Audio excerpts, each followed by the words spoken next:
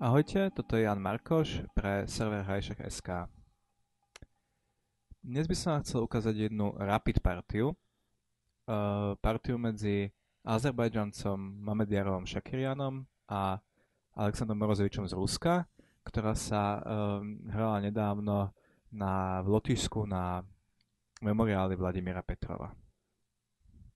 V tejto partii uvidíme dva zaujímavé strategické motívy. Poprvé uvidíme súboj dvoch strelcov na jednej strane a lepšie pešakovej štruktúry na strane druhej. A porozprávame si niečo aj o rozdiele medzi subjektívnou a objektívnou prevahou. Že aj keď je pozícia rovná a jedna strana má ľahší plán napríklad, tak môže mať subjektívnu prevahu, ktorá jej veľmi pomáha. Dobre, tak poďme na partiu. Mamediarov zahral C4. Ešte možno niečo málo o superoch, však Mamediarov je známy taktik, veľmi ostrý hráč, relatívne mladý, myslím, že teraz má 24 rokov alebo 25. Alexander Morozevič je známy ako nesmierne originálny šachista, ktorý ale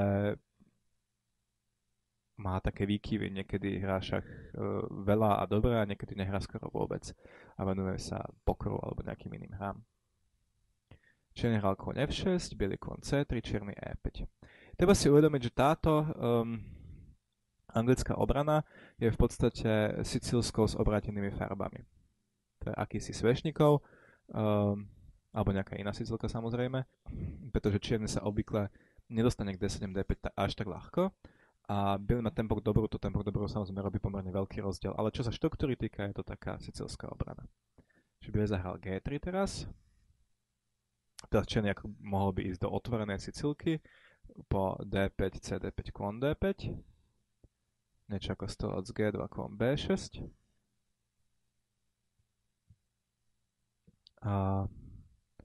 Ale po G3 čierny zahral stolec B4 a vlastne vstúpil do také ako keby zavretej Sicílky. Toto naozaj pripomína variantu E4, C5, kôň F3, kôň C6, stolec B5 celkom. Zbier zahral stolec G2, čierny rošad a biely E4. Čiže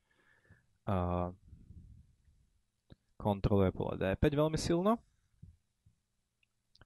A biely sa vlastne snaží zahrať niečo ako jazyc G2, rošad a F4, D3 a hrať na kráľovskom krídle. Do rapid party je toto celkom dobrý plán. Biely sa proste snaží postaviť si nejakú takú schému a túto schému, v tejto schéme sú ľahké ťahy. Proste Biely by mohol spraviť veľmi veľa rýchlych, ľahkých ťahov, ktoré by vlastne končili nejakým útokom na kráľa. To je do rapid party ideálne. Nemusíte veľmi rozmýšľať, máte jasný plán. Čiže sa pokúsil toto zhatiť a preto zobral na C3. Toto je veľmi typický motív aj v rôznych sicílskych obranách. Čierny teraz síce príde o kontrolu nad polom D4, ale vytvorí dvojpešiaka, ktorý sa len ťažko hýbe vpred a keď sa hýbe, tak sa stáva slabým. Čiže to vlastne obmedzuje pohyblivosť pešiakovej formácie, to sa tomu čiernemu páči. Teraz keď biely zobral D berie C3, tak čierny zahrá niečo ako D6, a vlastne ďalší plán bude previesť tohto koňa niekam na C5 a čierny môže otvárať tú pozíciu niekedy cez F7, F5 a získať trošku prevahu v centre, prípadne potlačiť ešte na E4 ťahmi stolec D7, stolec C6 a potom pripraviť F7, F5 a biely má dosť veľký problém, ako vlastne brániť takémuto vývoju. Najčastejším nápadom asi je zahrať kôň F3, E1, C2, E3, D5. To je vlastne skoro jediný aktívny plán, ktorý biely má, vylepšiť túto figurku. Ale ináč akékoľvek F2, F4 alebo B2, B4 alebo tak iba oslabuje tú pešiakovú štruktúru.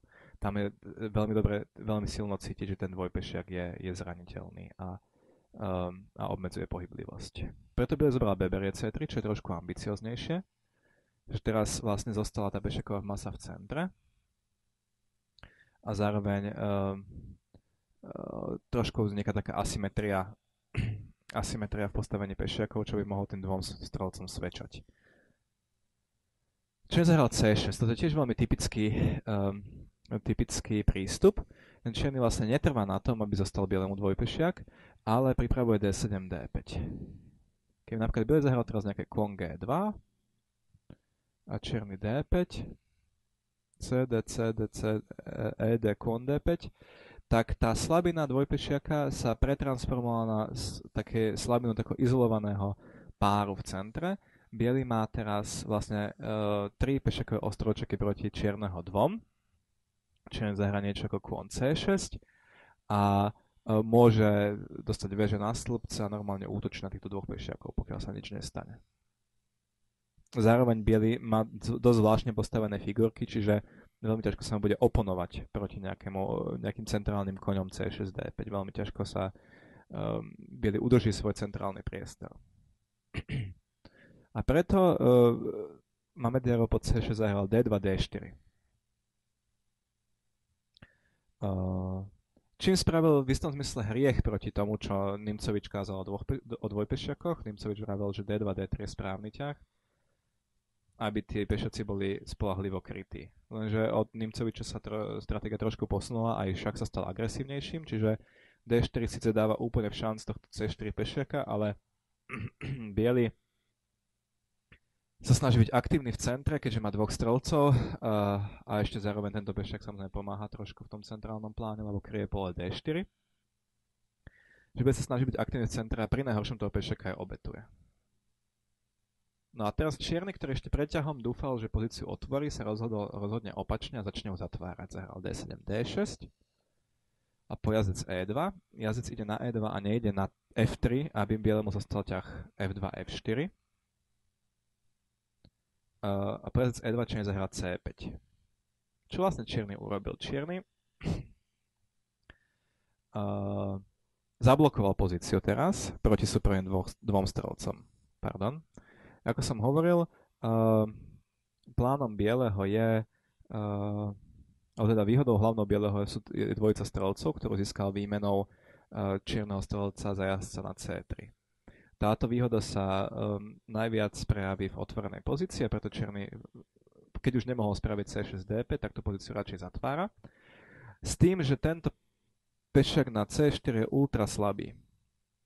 To je vlastne tá čierneho výhoda. My sa bavili na začiatku partie o tom, že budeme porovnávať dve výhody, tak tá výhoda čierneho spočíva v tom, že tento pešiak je strašne slabý a vlastne on je nepokryteľný, pretože so strelcom na G2 mu chýba prirodzené krytie po tejto diagonále a s jazdcom na E2 jazdec má 4 ťahy, aby sa dostal na C4. Čiže prakticky nemožné toho pešiaka kryť, ak tak iba dámou. Ten pešiak je viac menej synom smrti. Bielý spravil rošádu, čierny jazdec C6. No a teraz bielý nesmie čakať. Keby čakal, tak čierny proste vezme na C4 pešiaka, ktorého bez tak nemôžno brániť, by spravil nejaký jazdec A5, jazdec A5, B6, strelec A6, jazdec bere C4, alebo čokoľvek, a to by bol koniec. Čiže bielý musí útočiť. Bielý spravil F4, ešte spravil dáma D3, čierny spravil B6, teraz bielý spravil F4.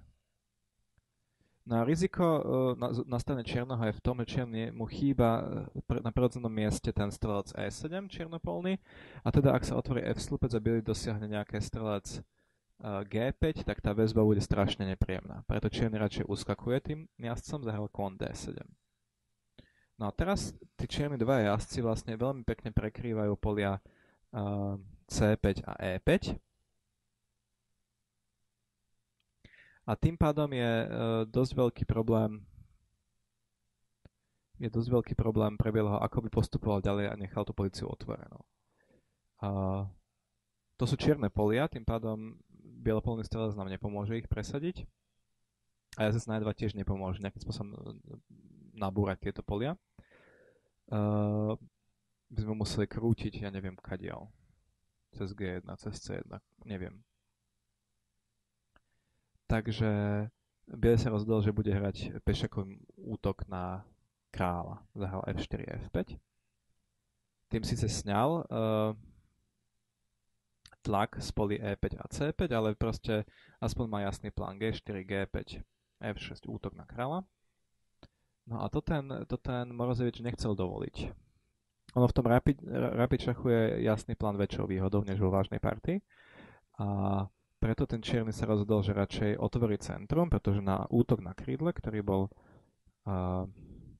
vlastne signalizovaný ťahom F4, F5 je najlepšie otvoriť centrum. Čiže čierny spravil C berie D4, C berie D4, E berie D4 a otvoril centrum.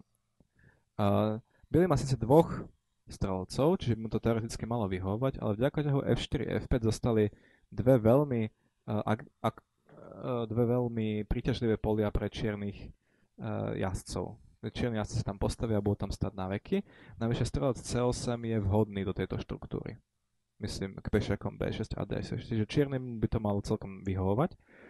Dôležité je, že tí jazdci budú stabilní a nebude možné ich vyhnať. Dvojica strelcov sa prejavuje hlavne vtedy, keď môžeme toho superového jazdca zahnať niekam na kraj šachovnice. To tu nie je možné. Teraz bude správať kôň berie D4 a čierny kôň C5. Dáma E2 a čierny strelec A6 napáda na C4. No ako som povedal, tak pešek na C4 je synom smrti. S tým sa nedá veľmi nič robiť. A preto sa biely snaží aspoň niečo za neho získať. Preto hrá jazdec B5 a napáda na D6. Čierny zahral veža C8. Biely kôň berie D6. Čierny strelec berie C4. Biely kôň berie C4. Toto je zaujímavý moment. Možno čierny mal zobrať jazdcom, pretože tento jazdec potom by dominoval nad týmto strelcom, ktorý nemôže ani sem, ani vlastne až po E3. Mal by dosť veľký problém sa vyvinúť. Ale čierny sa rozhodol, že pre ňoho je dôležitejšie, aby zostal blokádový jazdec na E5, odkiaľ vlastne, kde sa nedostane von ani tento strelec. Čiže spravil veža berie C4. Zároveň bude hrať pozdĺž C-stĺpca. No a toto je dôležitý moment podľa môjho názoru, pretože tu veľmi silno prichádza do hry pojem subjektívna prevaha. Keď si na túto pozíciu pustíte nejaký počítač, napríklad Houdiniho, tak vám povie, že táto pozícia je približne vyrovnaná. Hodnotenie sa bude točiť niekde okolo nuly. No, že to je iba polovička pravdy. Pozícia síce je vyrovnaná, ale musíte s ňou nejakým spôsobom žiť, musíte ju nejak hrať. A čierny má veľmi jasný plán. Čierny nerobí nič iné, iba posunie týchto dvoch pešiakov dopredu, vytvorí si tam voľného pešiaka a premení ho. Aký plán má biely? Biely síce má dvoch strelcov, to je pekné, to je krásne. Jeho pešiaková štruktúra je ale zhatená tým, že má vlastne čierny jazdec na E5 je väčší. Takže vlastne biely nemá tak jasný plán ako čierny a tým pádom v praktickej partii, aj keby hneď podľa strojového názoru táto pozícia bola vyrovnaná, tak v praktickej partii má biely o mnoho menšie šance prežiť ako čierny. Bude správať strelec A3, aspoň sa trochu vyvinul, čierny väža E8 a biely väža AD1. Čierny B5, ľahký plán. No a teraz biely má naozaj dosť veľký problém, ako zorganizovať nejakú hru. A Mamedyarov je príliš silný hráč na to, aby sa pokúšal len preto, aby čo si hral, vytvárať nejaký plán. To znamená robiť nejaké H4, G4, H5 či G5 a tým vlastne by iba zhoršoval svoje vyhliadky, pretože by oslavoval vlastného kráľa. Mamedyarov nevie, čo má hrať a priznáva to, konec koncov je to rapid partia, čiže nemá až tak veľa času a čaká. Strelec B2, dáma B6, kráľ H1, jazdec F6, H3, to je samozrejme dôležité, aby sme pokryli toto pole. Čierny pre istotu robí H6, jednak má oslie ucho, jednak G4, G5 není až tak nebezpečné. No a Mamedyarov sa scentralizuje, väža D2, väža CC8, jazdec na C4 sa chystá prísť. Strelec D4, dáma A5, väža FD1. Teraz čierny sa pokrie, spravia A6, tiež sa nemá kam ponáhľať. No a teraz biely čaká, kráľ H2, dáma C7, strelec A1, čierny spraví H5, to znamená snaží sa vytvoriť nejaké hrozby pozdĺž tejto diagonály a biely kráľ H1.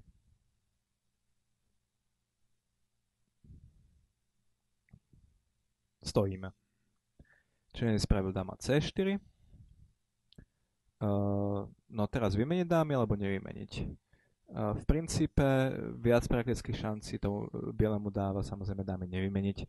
Keby ich vymenil, tak jednak čierny pravdepodobne, neviem čím vezme, teraz možno vezme aj Bčkom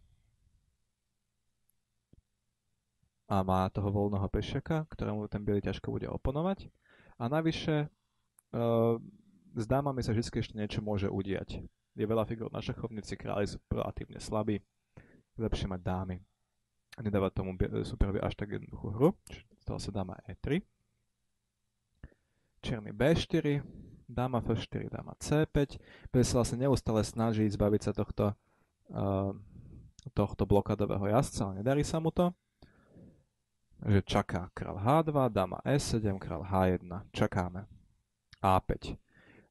Čierny vlastne stále trošičku zosiluje svoju pozíciu, ale stále to ešte nie je nič takého hrozitánskeho. Teraz bude spravil strelec F1. To je užitočný ťah, pretože teraz, ak čierny podvihol tých pešiakov, spravil A6, A5 a B5, B4, tak ten biely zrazu tomu strelcovi sa objavili úplne nové možnosti. Teraz vlastne po A5 už biely hrozí SB5 a tým pádom konečne oslovíme toho jazdca na E5.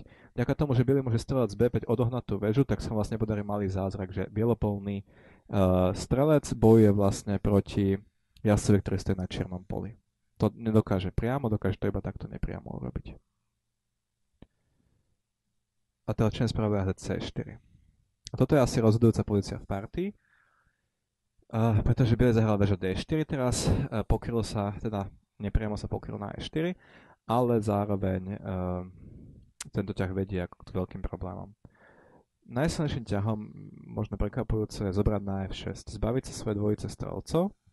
Strelec berie F6, no a teraz je tá pozícia nastavená tak, náhodou, možno, takticky, že keď čierny vezme dámov, tak biely pobeža C2, teraz po jazdec E5, biely by zobral na C8, zahral väža D5 s dvojitým úderom proti A5 a E5. Čiže po nejakom jazdec C6 má už biely E5 a to by stalo dokonca lepšie. Čiže po väža C2 čierny musí ísť opatrne jazdec B6, väža berie C8, kôň berie C8 a teraz tento jazdec má relatívne ďaleko od E5, tým pádom biely dokáže veľmi pekne držať rovnú hru.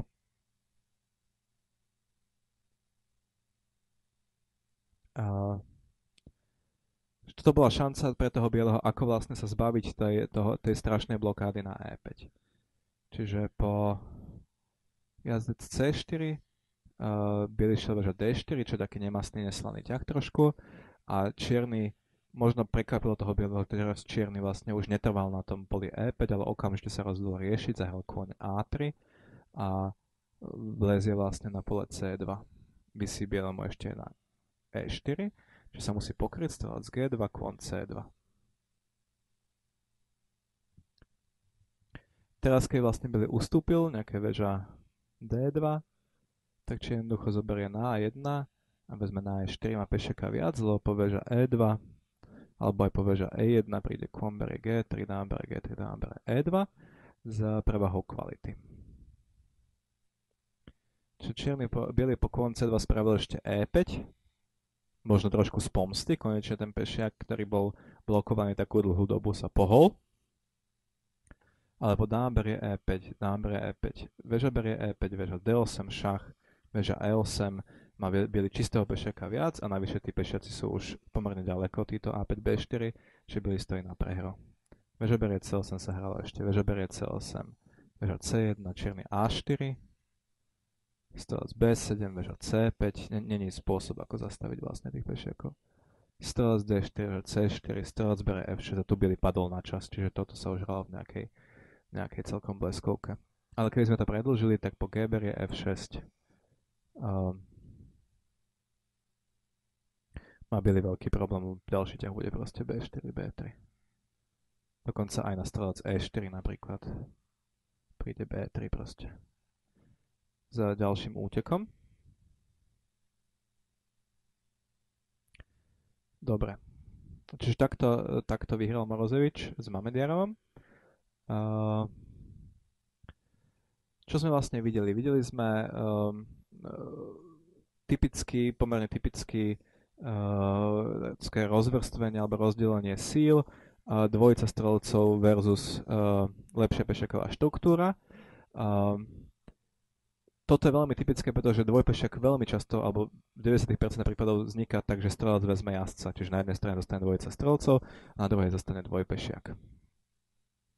Potom sme videli, ako vlastne Čierny transformoval túto výhodu. Tam bola zaujímavá tá stredná hra, kde vlastne obe strany váhali, či teda pozíciu otvoriť alebo zatvoriť. Nakoniec to vzniklo tak, že ten dvojpešiak sa transformoval do silného pola E5 pre čierneho jazdca a bavili sme sa o rozdiele medzi subjektívnou a objektívnou prevahou, že objektívne je to asi vyrovnaná pozícia, ale subjektívne má čierny prevahu, pretože má jasnejší plán. A keďže išlo rapid partiu, tak táto subjektívna prevaha bola pomerne značná a čierny si vlastne toho bieleho pomerne užil, proste nastúpil pešiakmi a nakoniec to vlastne aj presadil. Tak dúfam, že sa vám video páčilo a teším sa na stretnutie, naše takéto virtuálne stretnutie aj na budúce. Pekný deň, majte sa pekne.